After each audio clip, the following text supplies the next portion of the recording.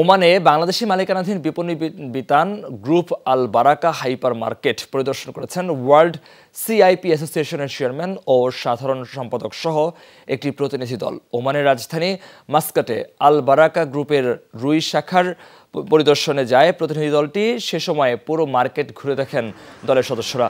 বাংলাদেশি খাবারের মজুদ ও তৈরি পোশাকের প্রশংসা করেন তারা। প্রতিনিধি দলের নেতৃত্ব দেন ওয়ার্ল্ড সিআইপি অ্যাসোসিয়েশন ও দুবাই বাংলাদেশ বিজনেস কাউন্সিলের চেয়ারম্যান মাহতাবুর রহমান নাসির। এছাড়া আরও উপস্থিত ছিলেন সাধারণ সম্পাদক ইয়াসিন চৌধুরী, আল বারাকা গ্রুপের চেয়ারম্যান আবু ইউসুফ, আব্দুল মান্নান ও আজিমুল হক বাবু সহ অন্যান্যরা।